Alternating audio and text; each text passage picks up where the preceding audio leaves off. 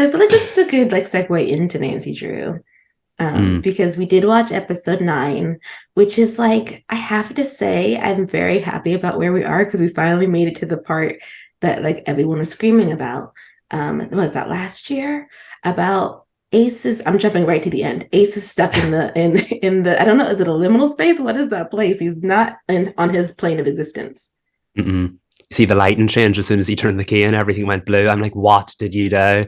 Um, yeah, I was so excited because by the time they kind of wrapped the main story of the episode up with about like a good 10 or 15 minutes to spare. So I thought the episode was over. And then Ace said he was going to send that text to Nancy. And then Nancy, we knew Nancy was going to meet him there. And I was like, oh, there's still 8 minutes left of this episode. Let me sit back and relax here. And it was so compelling. Yeah, the Nace has never been more Nacey than it is right now, has it? I know. Okay, wait. Full disclosure to our listeners / watchers. I forgot to watch the episode. And as my punishment, I get it spoiled. I get to listen to the spoiler review. What? What happened? Oh, I don't even like. I'm shook now. What Michael just said about Ace. Let's do a whole Nace watch. Let's just start with that. You know the way we always recap the Flash for you. Let's do this with Nancy. Yeah. Okay, so like it's we're still trying to figure out the Copperhead situation, and Nancy rolls through at Ace's. No, at the Historical Society because he texted her, but she rolls through with Agent Park, which means that we get treated to jealous Ace. Mm-hmm. And, it's a think off in the middle of that room, as like Park's giving his ideas and Ace is like, see, you presumed, and that's not correct about this information. Like the back and forth there, amazing. And Nancy was clocking it, but she was like, okay, well, we're gonna move on to doing what this is. But he has this great line. He says, your brain is like my brain. And I was like, okay, Park, did you hear that? Her brain is like his brain. And I love Park and Nancy. That they are people who love them, we got fed too. But the Nace was so on point.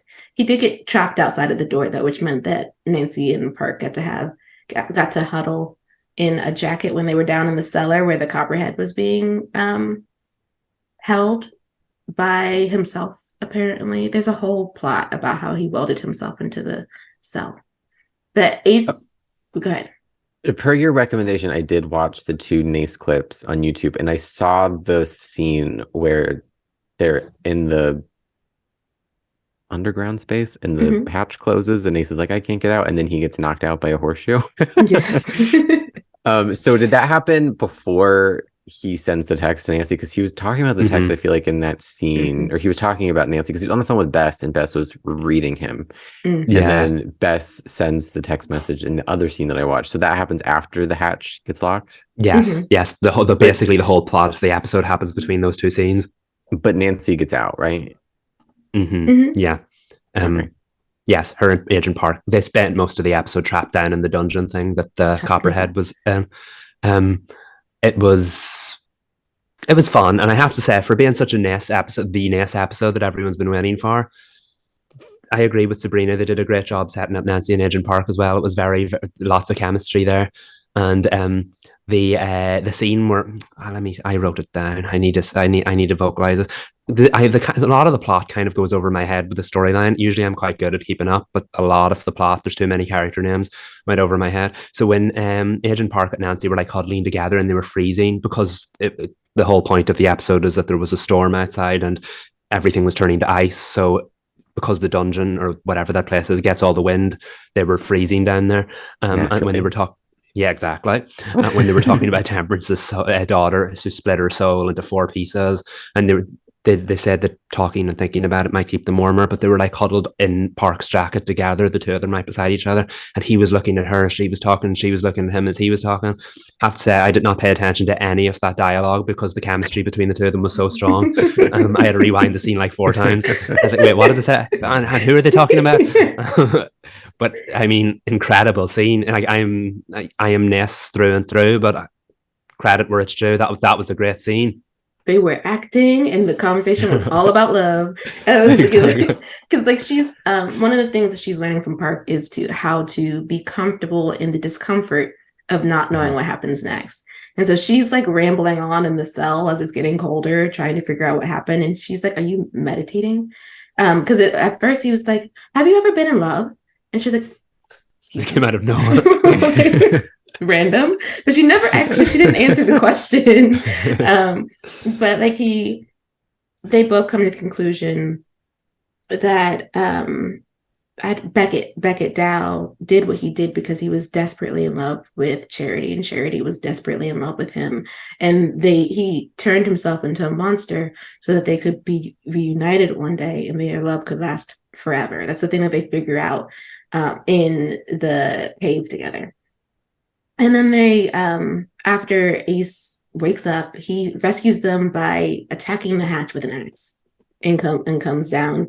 And then they all go back to the house because there's a subplot about Nick's friend, who's named Eve. Nick's friend Eve, who thinks she killed somebody and thinks it happened when she was possessed.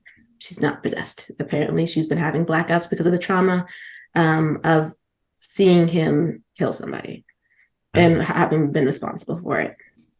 But Nancy asks Agent Park to help her. And so like we get these great little clock moments because what did Nancy say? She's like, "Oh yeah, because Park has been so helpful with Eve." And then Ace doesn't quite roll his eyes, but it's there, and George sees it. And so everybody's aware of Ace's feelings for Nancy except for Nick, but Nick's preoccupied anyway. So he sends the text that he sends is so that he can tell her that he has feelings for her.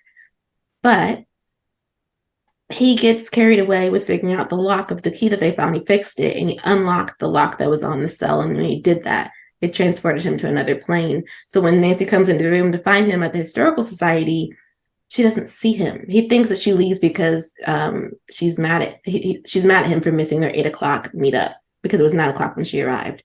But she just went back home because she didn't know that he was there. So he goes to her house, and who's at the house? Helen, who's also trapped on this plane of existence.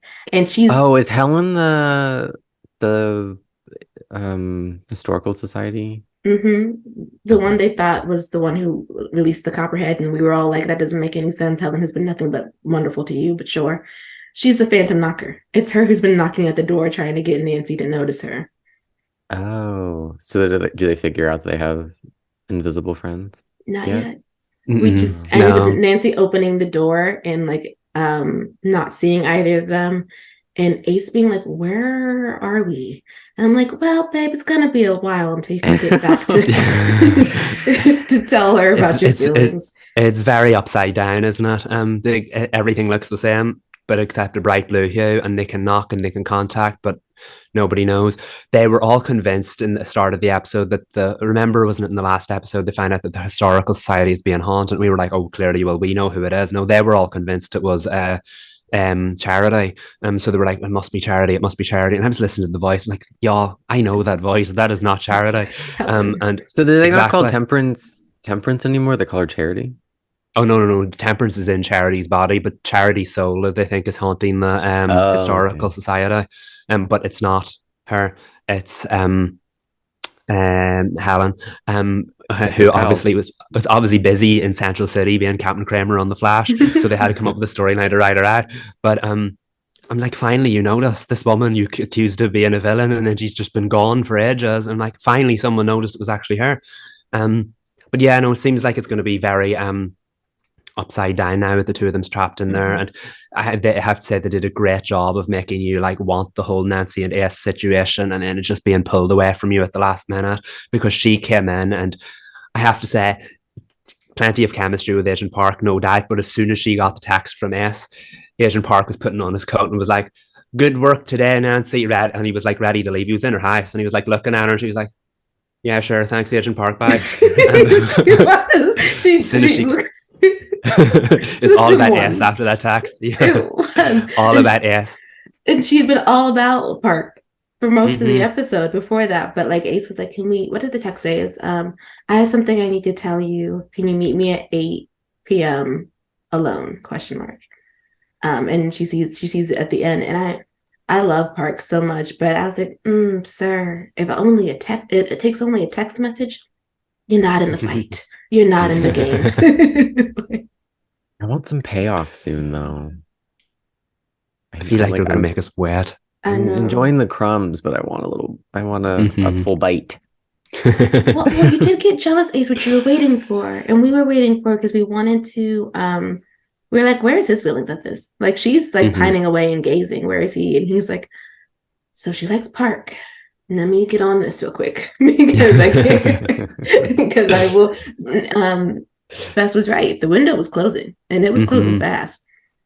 And I loved how he was flustered when he was kind of called out on, because she said about how the window to Nancy's closing for your feelings, so you need to tell her your feelings. And he was like, "Who says they have windows, feelings?" And he just completely caught him off guard. And like we've mentioned how everyone keeps like kind of nudging Nancy and nudge, wink, wink about the whole thing. Remember when Nancy was jealous? Or was it over S with Amanda? And she was like, she's competent or whatever. But now we're seeing the S side of it. We've always said we're kind of this S side of it. Now it's really, really nice to see it playing out slowly. But I feel like we always said they're giving us crumbs and they're like kind of like subtly pushing the net. I feel like with the exception of Nancy's steamy dream a few weeks ago, because we all knew Nancy was heading in that direction, I feel like this is the most direct they've ever been about it, because somebody actually had a conversation about it, which I dare say is more than we've ever had, because Bess talking to S about it was making him confront those feelings. So it's out there, someone spoke it into existence. I just feel now you're going to get the little bit of a predictable, they almost had their end game, and now he's off somewhere when Agent Park's still there. So I feel like whatever they do with these 2 or 3 episodes, I feel like we're going to see a few of the typical tropes of making us wait for the Nace romance, because they literally can't be together right now. Speaking of the steamy episode that you just referenced, I can't believe Nancy didn't see him in that pink shirt and just go feral. He looks so nice in his pink shirt. That pink shirt was giving everything it needed to give. That's all I'm going to say. Nice costume section. Yeah, I have memories of maybe a photo of Nancy with S in that pink shirt, and I was like, "Is this the episode?" But no, now that we have another pink shirt to look forward to. Yeah, but it might be the same one. I don't think he can change in whatever dimension he's trapped in. So I assume maybe that's a photo of the reunion. So that's why I'm guessing there'll be like 2 or 3 episodes of him stuck there before he finally gets out in the finale. Maybe, I don't know. But yeah, I feel like they're going to make us wait for it now. Since we got so close and the finale's not quite here yet. But I never have I wanted to flick on another episode so badly. I think they're going to red string of fade us, because the key he was working on is the key she finds in the cell, and he fixed it. And I'm like, she was down there with Park talking about love, but there's something about that story about the lovers' pact. I was like, it's going to become a Nace thing. I feel it in my. There's like, are they going to have to make a pact to get him out of this thing? Which means, of course, supernatural happenings that have consequences. Because exactly what happened to Charity and Beckett. And I'm like, I know I've been spoiled a little bit. If this is the way we're going, I'm going to eat this all up. I'm like, I'm so excited. We're ready for Nace at this point. I know. I can't wait to watch this episode. I can't believe I forgot. So good. You're all right. Gonna love so it. good. I don't think he's gonna like advancing though. Oh, more. There's more. So the they were actually quite lovely at the start of the episode. Like she finally gets to tell him that she, that doesn't have to. She's not gonna die in 10 years. And so they're excited. They keep talking about how they're the perfect team. They're gonna solve this Eve situation, and then they're gonna elope. And so we go running down to the courthouse with 10 minutes to spare. And the judge comes out after they're like yelling at the door because it's been locked. And I was like, I feel like she should turn you away. It's 10 minutes before closing, but fine. But she's happy to do it. And they are going to, the paperwork's all handled. George says, I should have an aisle. So they're in a hallway. And so the judge is on one side and Nick is on the other. And George just doesn't move. And she says, I can't. And they go, and he's like, what? And so the judge gives them a minute and he goes down there. And then they have a talk about how they're probably rushing into this because of the life and death stakes of what they had just been through, and all the time that they've been together has always been one thing after another. And George says that she feels like if they do this now, they'll end up being like those plants that twine together and like suck the life out of one another, because they haven't learned how to grow on their own, and she wants to be able to grow beside him, not, constrict each other. And he's like, yeah, I agree. And I was like, you're wasting my time. Like, so she takes the ring off and they're crying and they're still gonna be together, but they're not gonna get married, and they're gonna figure out how to be together as they grow, because he still has to deal with the trauma of what he had done, accidentally killing someone in self-defense. And I'm just like, you see what I mean about wasting my time?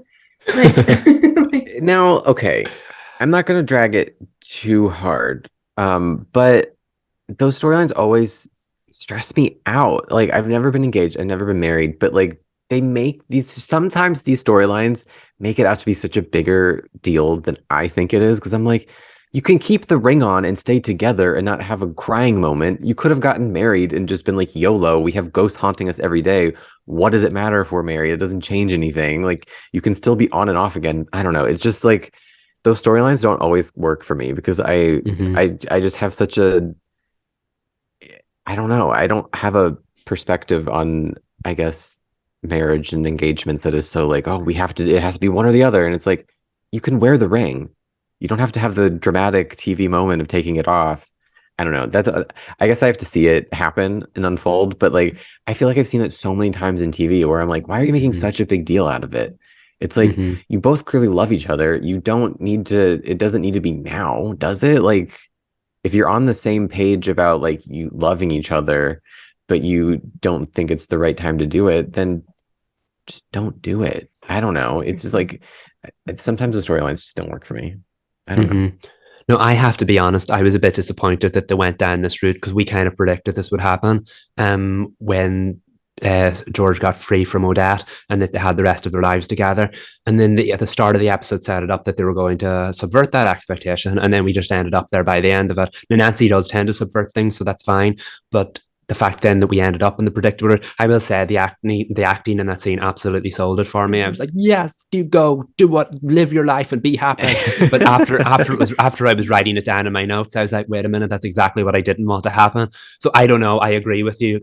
It's sad they went the predictable right here, because like you said, they don't have to get married tomorrow. They could like put the wedding off for like 6 years. It doesn't mean she needs to take the ring off and hand it back to him, if you know what I mean. Or you could get married and not wear a ring. It can be whatever you need it to be. If you can agree on that you both want to be together, I don't understand why you need to do all that. Yeah, I think so. For me, I felt like it pulled the rug out from under shippers, because they literally spend the whole episode jazzed about their future and getting married. And I think it's, what's that, Michael? The last 3 minutes of the show, that before we get to the Nancy and Ace stuff, we're gung ho about like eloping, and we're so excited. And it's like, and of course then it's like George who pulls out, and of course then it's Nick being okay with it. And I'm like, I felt like that just wasn't necessary. I felt like we didn't have to decide, out of the exuberance and excitement of her not losing her life in 10 years, that we decide to go elope and then change our minds. Like, it speaks to, like, I know the point is that they're immature in their love, and maybe they are rushing things, and they haven't been together for a long time. But I'm like, okay, but just be engaged, just have a longer engagement. You've only been engaged for like, what, 2 weeks? Like, just wait a year. Just leave the ring on. I get it's a big commitment, because that's what she's scared of. She said it's supposed to be for life, and she only wants to do this once. And I get that. But you two just said you're sure about each other. So if you're sure about each other, give it 365 days and plan a nice wedding that all of your family can come to. And you'll be ready by next March or something. Yeah. And it is important that their character journeys played into that. Again, what happened with Nick's friend made him realize that he actually still has a lot of trauma to unpack that he hasn't been doing. And he thinks now that maybe by staying in Horseshoe Bay, he's been running away from that instead of going back home and dealing with it. And I think that's a great arc, because we always said Nick kind of had to get through that off screen because of all he's been going through. So it's nice to finally see them addressing that. There's a lot they need to address, and I appreciate that they're there storyline wise, but they're going to do it together anyway. I don't know whether we needed to go down the predictable ask me again and so often kind of story, because we've seen that kind of done on television many, many times before. then it made me think, is he going to be able to ask her again? I feel like if we were going to have like 5 or 6 seasons, it probably wouldn't happen. Like when I'm thinking about the nostalgic, what we were talking about with teen dramas, usually they'd get the scene again, but we'd have moved on by the time that they do it again, and they both recognize in that moment, breaking the hearts of shippers everywhere, that they did grow apart, and it was a good thing that they didn't get married because they might have resented each other. And Nancy Drew's not going to do that because they only have 1 season left. But I'm like, y'all keep brushing up against each other. Are we trying to say it's y'all against everything? Are we trying to say you're not compatible for the long term? I don't know. I don't know. Like Michael said, it feels like the arc of their relationship this season has been a touch on the predictable side. Like it's hitting certain beats that you see in television relationships. And at this point, I wouldn't be surprised if they did break up by the season finale. And then season 4 was about them getting back together or something. That's a final. Yeah, that's definitely a final season story right there. I can see that happening. Love will find a way. I don't know. I don't like those storylines. I don't. And then the best of it all. She seemed like she was in a good mood. Okay. She was with Ace. I'm having trouble with Bess this season. Me too. She was Is she being messy? She was so aggressively against Eve, who she doesn't know, and was like so sure that Eve murdered her boyfriend. And she's like, why are you so hung up on it being possession? I was like, that's a good question, because I don't know why Eve thinks like it's either possession, it's possession or nothing else. Like there's no other possibility for why you would have blacked out. But the way that like Bess was like, you're lying about something. I know you're lying about something. Like, you did it. You're the one who killed your boyfriend. I'm like, chill. You met her like 5 minutes ago. What are we doing? It's like what Reed said about having hitting all the predictable beats of a story. I feel like they're doing the exact same with Bess here. This whole season, Bess has had a lot of like comedic, accentuated, exaggerated kind of storylines. And here we are again. The reason she was interrogating this woman is because she's starting to doubt temperance, which that's a nice, interesting thing. Because now that Nancy's on temperance's side, Bess is like, wait a minute, what if I've made a grave mistake and made Nancy let her guard down? That's good. But when Eve turned up asking for help, she said, I need you to treat me like the Drew crew. So investigate this so you can prove I'm innocent. And then Bess just went off the deep end, pretending that she was guilty, trying to convince the rest of them that she was guilty, interrogating her left, right, and center. And it was also because Bess was insecure about the possibility that Temperance might be guilty of more than they know. And so now that Bess is mistrusting of Temperance, she suddenly started taking that out on Eve completely. And she was proven wrong, because Eve was blacking out. It just wasn't paranormal for a reason. So we play Bess for laughs too much, I think, in this episode. Really like fell into that. She was hilarious, but halfway through the episode you're like, okay, enough is enough now. And it wasn't until the final 10 minutes that she finally learned that she was wrong. Now, where was this energy for Amanda Bobbsey? Right. It was non-existent, which is like the whole thing with Bess and the way that they've selected her anger, right? Because the last time she was like this angry was when she felt like her friends weren't supporting her and believing in her ability to solve things just because she's not Nancy. And now it's like is Nancy busy? I forget when Nancy's busy. So now someone has to step up and be Nancy. Except Nancy does not interrogate like this. She's not like, I know you did it. Like, I have no clues, but I know you did it. Like, that's not who she is. I don't know.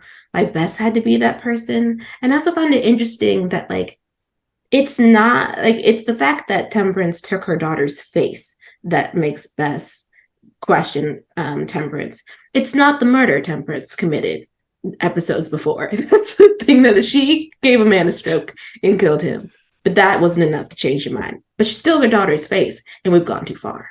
Like, But then at the end of the episode, Bess breaks into why is that name place of that the name of that place escaping me? Icarus Hall. That's the one. Bess breaks in there because Temperance is out of town, and she finds where is Temperance letters. going? I actually don't know. Where is Temperance? Do we know? We're going on vacation. She was stuck in, I forget the town name, but because they closed the bridge back to Horseshoe Bay, which is an island. I keep forgetting it's an island. But so Temperance couldn't get back into town, so she was like excessively calling Bess, trying to tell her like, I can't get back in. why aren't you picking up my calls? That's crazy. I would have assumed she was like she could move through time and space. Yeah, I'm sure there's a tunnel out there somewhere. But in the end, Bess broke in and found the letters that Temperance was writing to her daughter, which I think was the big cliffhanger of last week's episode. So Bess was 100% right. But however, when she tried to take photos of the letters, the writing was blurred. When she tried to leave the building, the letters caught on fire. So Bess has now vowed to find evidence that she can actually take out of Icarus Hall to prove that Temperance can't be trusted. And so in the end, Bess was right. But I'm like, you could just tell Nancy that you found letters. Like, Nancy will believe you. You don't need to go and find tangible evidence. Like, take Nancy to Icarus Hall. Like, it's not that. Can't we like plant like nanny cams? Like, Temperance doesn't know what a camera is. She's from the 1800s. Well, I wonder if that means they're going to bring the phones into this in some way, because they kept, unless we were promoting voice apps, but they kept... that was weird. That was so weird. Suddenly Bess talks to her phone, does voice texts, which was something she wasn't doing prior. And she almost sends a text to Temperance because she's talking to... She's talking to George, and the phone hears her and tries to text what she said. And she's like, no, don't do that, you know? And then there's another scene where she's like, how do I get... She's like, I know our phones listen to us all the time. How do I get whatever the phone was listening to? And Ace is like, oh, they're called passive recordings. If you just... I can give you the instructions. And that's how she finds out that Eve was arguing with her boyfriend, because they found a passive recording in the cloud of Eve yelling at her boyfriend for cheating on her. And she did not kill him. She blacked out because she self-soothes / self-harms in her blackouts. In his... This is not funny. I'm so sorry. He was drunk and he fell off the boat, and that's how he died. Oh, no. This is the way that they did it. She's like blacked out and tying the rope around her hands and untying it, because she's self-soothing in her dissociation. And he's just in the back when he falls over. And off the ship, and the girl in the front is taking a selfie.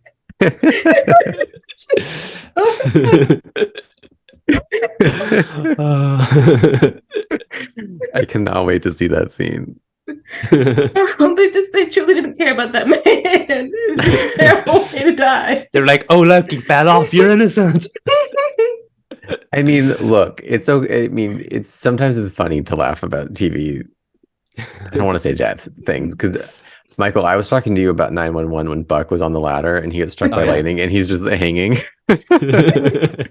Totally inappropriate, but I was dying. That's the same thing. It's the 911 episode in the first season where someone fell out of a roller coaster, but it's just a doll, and they're just and goes shoo. And I had to pause. I couldn't move on. It was too much. TV going to TV sometimes. Like, do we have budget? No. Are you getting the story? Absolutely. Oh man. But where were we? Stories. Yes. The reason we were going on about phones was so that was a story that obviously deleted itself after 24 hours. Although I'm sure someone, if that story set up for 24 hours, I'm sure someone would have said this dude fell off the boat in the background. So maybe they deleted it in haste. I don't know, but yes, being the Felicity Smoke of Nancy Drew was able to track that down easily and solve the crime, no problem whatsoever.